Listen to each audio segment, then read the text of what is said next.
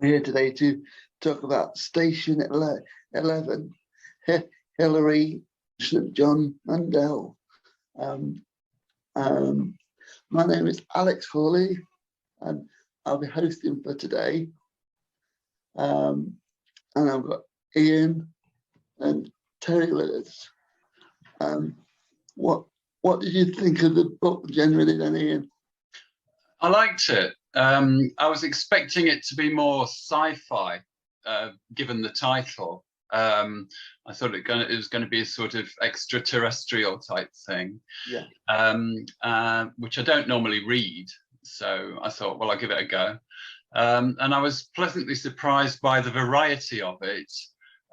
Obviously not a great time to be reading a book about a pandemic that wipes out most of the planet, but setting that aside, I thought there was a good variety of characters, an interesting sort of meshing of very different story threads, and I just really felt the only thing I sort of thought was a bit strange was calling it Station 11 when that was quite a peripheral part of the book, even though it kind of knitted various elements of the book together.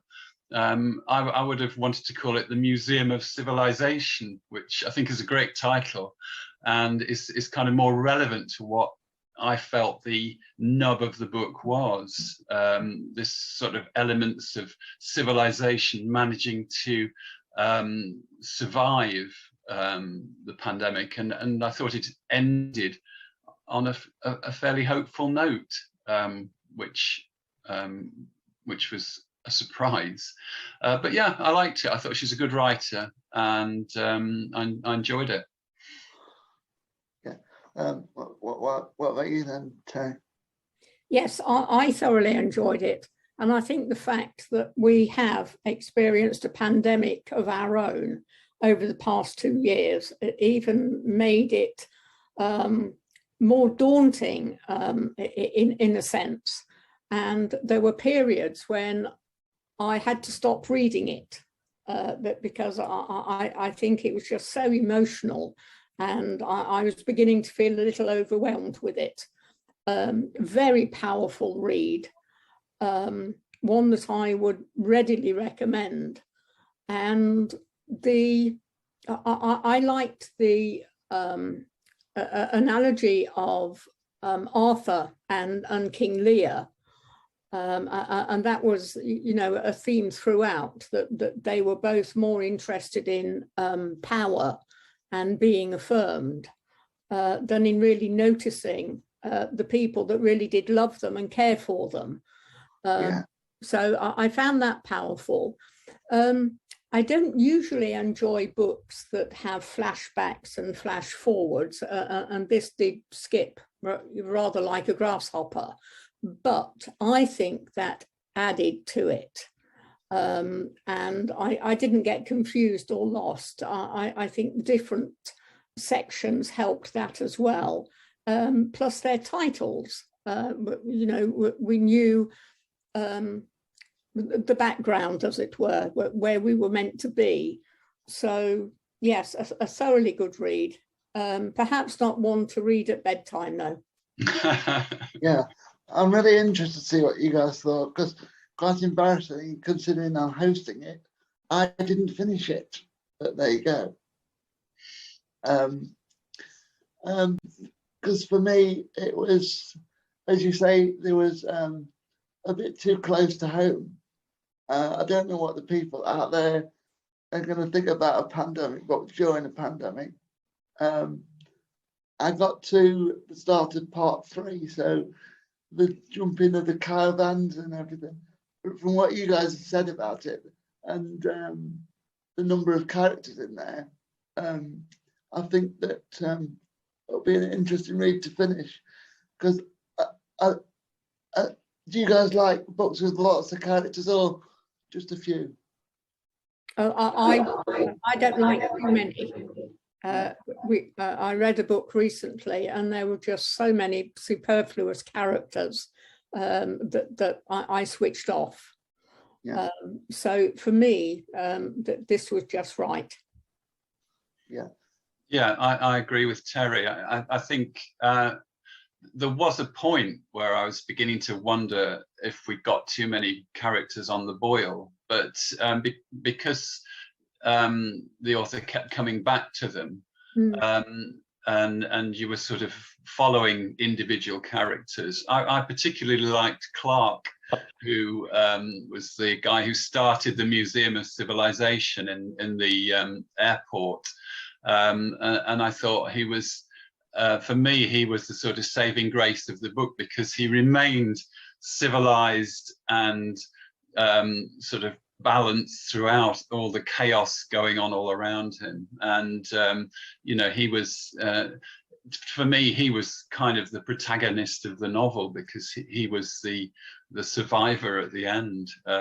You know, it did get a bit too Hunger Games at one point. You know, I thought they were sort of all knifing each other and things, and I felt it was turning into a bit of a sort of you know, sort of story like that.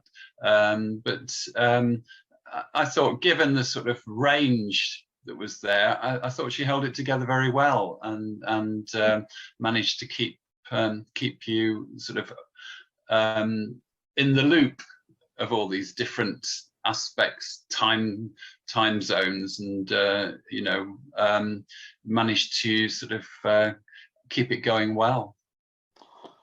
I mean, the fact that it switched round between parts did kind of do it for me.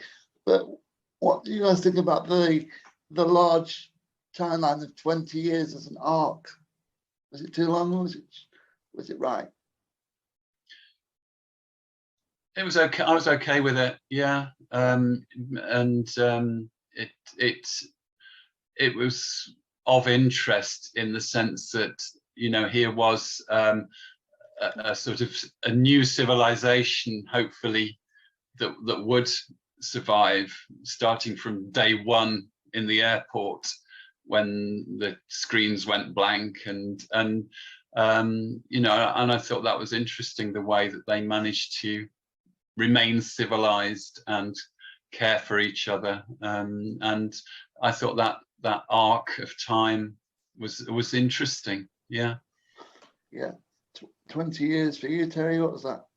Yeah. It was fine, but because everything was so cleverly woven together, that you know, it just seemed normal, and within the book itself, we have almost a moral, because when we think about the regret of King Lear and of Arthur, and also of Kirsten, who, you know, is really questioning her conscience because she's had to kill people to survive. But Mandel didn't take that too far. Even the prophet, when, you know, obviously he was a fundamentalist and almost forced people, so much coercion there. It wasn't as dire as it could have been. But for me also, it made me think about the loss and the confusion that a pandemic brings, and our own involvement in lockdowns and so on. And there are huge losses that perhaps we didn't realize at the time because we were, you know, so encased within it. But no, I think everything was just so carefully tagged together. Yeah, with the 20-year period, for me, it was just long enough to make it plausible, but not too long to make it, because if it had gone like 200 years, you might have thinking, yeah. And then flashing back, I think it was just long enough for the flashbacks to work for me. I was also interested in the angle of Shakespeare, because we think of Shakespeare as the really important, like, playwright of the time, but if you're looking into the future, and like who else would you have chosen if you were like doing if you chose a writer, who would you pick out 20 years later that people might still be talking about? Somebody writing at the moment, you mean, or somebody writing at the moment, or somebody that you would focus as someone you might pick out besides Shakespeare? Oh, that's a tricky one. I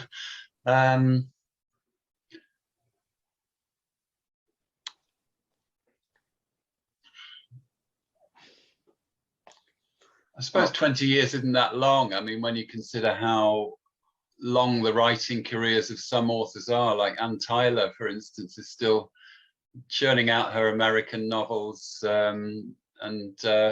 You know, it's, I think in the context of a writer's life, maybe 20 years isn't a significant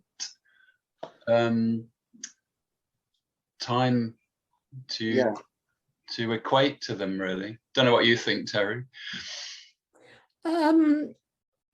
I like the fact that Shakespeare was included, because I think Shakespeare is so misunderstood, and I think that starts in our primary schools, but that's another discussion. For me, it would be Dickens, because he's another of my favourite authors. But when we think of Shakespeare, perhaps he was used because he had experienced a plague. Yeah. So again, you know, I think that was very clever on Mandel's part. But when I think of Dickens and the poverty and the loss there, I mean, obviously there are the better known novels like Oliver and A Christmas Carol that many people reread at Christmas time and so on. And for A Christmas Carol and Scrooge's change, his outlook upon how he treats people, for me, that would link to the quotation from Star Trek. I'm not a Star Trek fan, but I found the quotation quite powerful, that survival is insufficient, that life is a lot more than purely surviving. Which is what that the characters were doing at one point. They were living from day to day, weren't they? Until we finally see aspects of hope. What was your guys' aspect of hope from the current situation we're living in at the minute? Because I know that the theme is quite close to what we've actually been living through.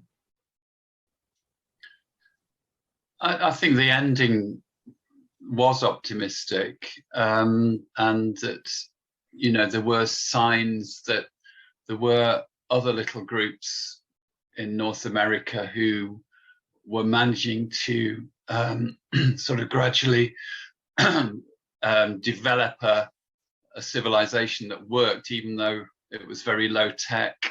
And I thought the closing lines were quite moving, actually. You know, obviously Clark was in his 70s by then, and sort of looking back over his life.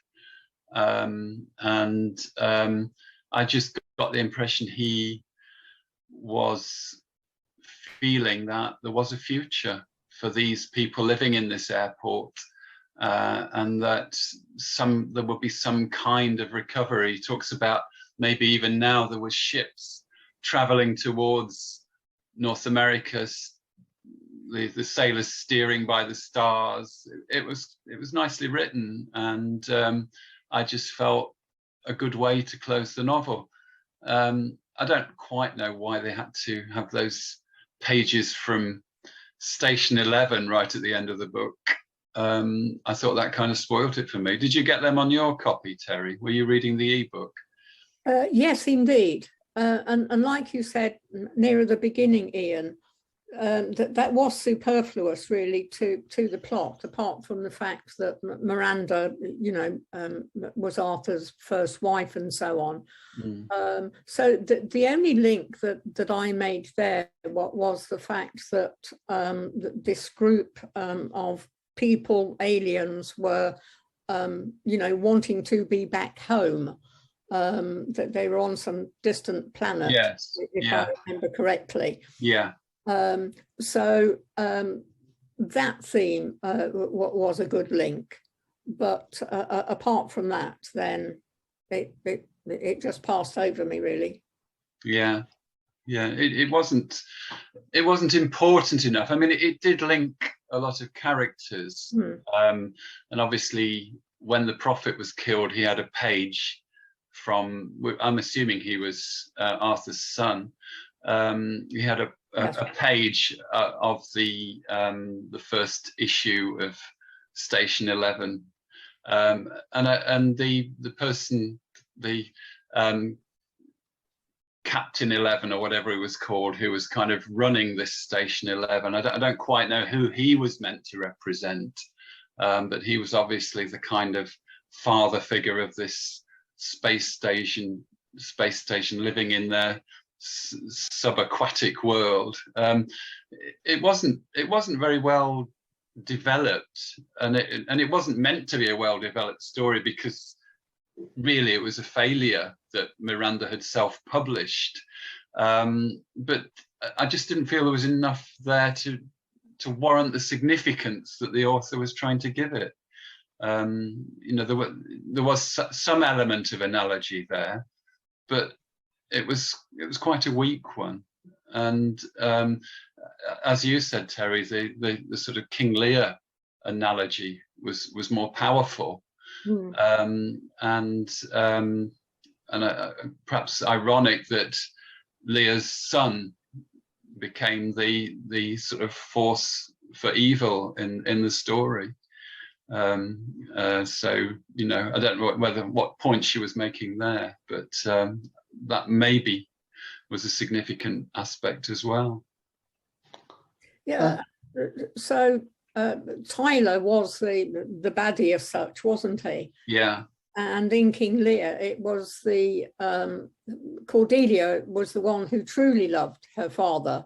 Yeah. Wasn't able to verbalize such because she took it as, you know, a given. But it was his other two daughters who were quite evil and manipulative. But if I may, Alex, come back to how we started this with hope. I think the traveling symphony provided hope, a thread of hope throughout, because they were determined to carry on and bring entertainment and solace to all of the people that they met, and at times risking their lives to do so. So yes, hope was at some points, I think, an underlay almost, but it was definitely there. Yeah. I'm not sure how many of them were left after the prophet had sort of pursued them, which that wasn't really fully realized, was it? There's quite a lot of them got knifed, I think, along the way. Yeah, when you're looking at a large cast of people and you're trying to survive, with the fact that it was over such a large area of land, and did you find that, was that easy to follow, or was it complicated? Because sometimes I find that smaller locations for stories work, but obviously in the pandemic book you need to focus on a larger section of the world, don't you? So my geography is not really good enough to locate exactly where it was around Lake Michigan, but I think most of it post-pandemic took place sort of along the shores of Lake Michigan, didn't it? Yes, I think so. I have to confess, my geography teacher once told me that I would never be a geographer with a capital G. That has affected my confidence with geography ever since. But again, I think the travelling symphony, you know, in my mind, I wasn't thinking about the places that they were visiting, but it was just about keeping up with the symphony and sharing their journey. Yeah. Yeah. Because in the opening part of the book, they said about the fact that there was no phone contact, and the bit where she was informing about Arthur's death at the beginning, with one of the wives or something, and the fact that the phone calls are no longer there. So you've got like you could have different parts of the world that have been cut off that are still living through it, and we don't hear about those, like different parts of the world that coped with the lack of technology, and yeah, like parts of India or parts of other parts, languages and things. Yeah, there was Miranda's death. Miranda's death was in South Asia, wasn't it? She just caught a flight to Malaysia or somewhere like that, I think. Yeah. And it was a very similar sort of scenario where the hotel was gradually closing down, and you know, the staff all disappeared, and she actually dies, doesn't she? We actually that, as having experienced the pandemic, we know that most people die of pneumonia, and she seemed to just drift away on a sun lounger, which isn't quite the death that the poor souls who we've lost in the pandemic have experienced. It was a lot more traumatic than that, I think. Yeah. But she was alone, wasn't she? She was. Yeah. I think that's the significance there, that yeah. Many of the people in the book would have died alone. Yeah. And because they died so quickly, or so it seemed to me. Yeah. They thankfully they really didn't have time to try and, you know, process it. Yeah. But that just made me think of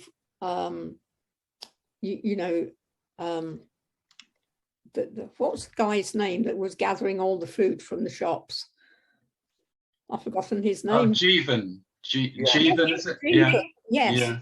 Yes. And, you know, when I was reading that sense of panic almost leapt off the page. Yeah. And, it reminded me of all the memes that were going around at the beginning of our own lockdown of people gathering toilet rolls and antibacterial spray and so on and so forth. Yes. But the energy in the book was consistent. Yeah. I must admit that was one of the reasons I felt so uncomfortable with it, because Jeevan and his brother is remarkably close to how I experienced lockdown, because I barely moved out of the house for 18 months.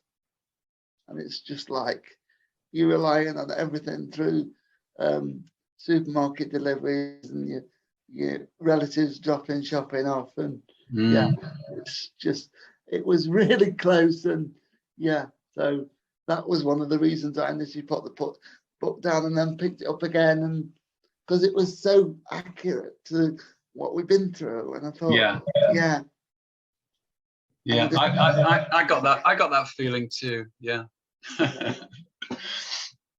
And in the first lockdown, we weren't allowed any contact, and I can remember waving. My sister dropped off some shopping for me, and she left it by the side gate, which I opened, and we were there waving to each other through the conservatory glass, and that was incredibly painful Yeah. That, you know, here is someone that you love, and yet you're not even allowed to touch them.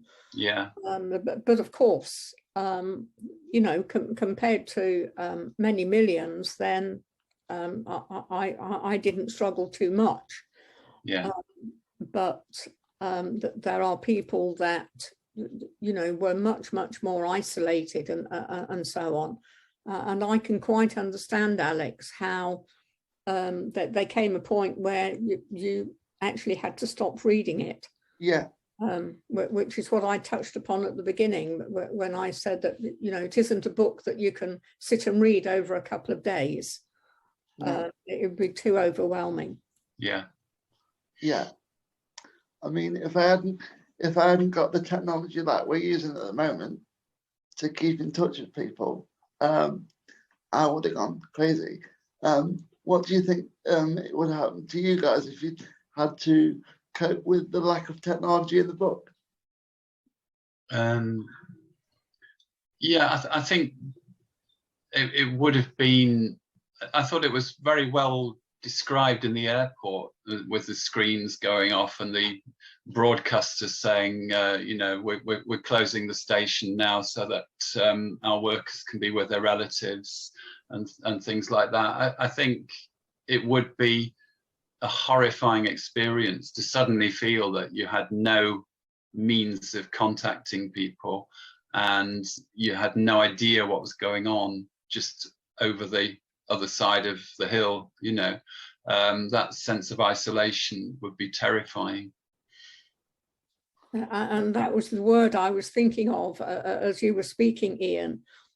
Terrifying indeed. I mean, I have various hobbies that I can operate, you know, within the four walls. But I think Zoom was a savior for many people. Yeah. I was introduced to it through a dear friend. And I thought, right, another piece of technology to understand. But it actually enabled me to continue working, as it did, you know, many millions of others too. But again, we take technology for granted, and as we do many other things, just as Arthur took for granted that, you know, he was famous, he believed that was all that he wanted, and then in the end, there's a very powerful few sentences where he's wanting to pay off Tanya's student loans, but at the end of the day, all he really wants is to be with his son. Yeah. It's a really interesting to think about how many different ways you can look at a book, because I was thinking about the kind of questions that I was thinking about when I was thinking about how I was going to address the book. Is there any questions that you guys thought about that I haven't brought up that you might want to address with the world outside? Yeah. Sorry, I didn't quite get what you're asking there, Alex. Is there any questions that I've not brought up that you might like to emphasize about the book? I suppose really what genre you would describe it as. I mean, it's post-apocalyptic, but it's not just that. It's got a lot. It's almost got elements of rom-com in it as well, and it's not really sci-fi, but it's got a kind of sci-fi look and feel to it. So yeah, the question I would say is what genre would you describe it as? Yeah, what about you, Terri? What genre would you describe it as? There's a bit of everything. You know, there's well, a sprinkling of sci-fi. There's also mystery. There's romance, I suppose we could say. I mean, would not be able to categorize it. But for me, that, you know, there is an underlying message for self-reflection, and how we go through our daily lives. But the most powerful aspect of it would be the link with our own experience of the pandemic. Yeah. Yeah. I mean, one of the things that I have to do is to give it a star rating. I mean, I'm not sure what I'd do to give it a star rating because I didn't finish it. But considering what you guys have said, I must have to give it at least a 3 because we wouldn't have been able to come up with this many questions, considering that I didn't finish the book if it didn't have enough to say about it, I suppose. I have to say, there are only 3 of us, but it's been a very inspiring discussion. I